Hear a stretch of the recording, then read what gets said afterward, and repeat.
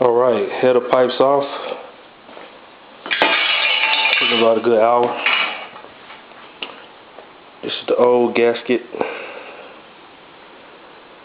Still in pretty good shape though. Look like it's reusable, but I got 4 new ones. 1999 Suzuki Katana 600. Both fairings off. Had to take both side view mirrors off. There we go, right there. Full exhaust had to come off pipe. Pretty easy job.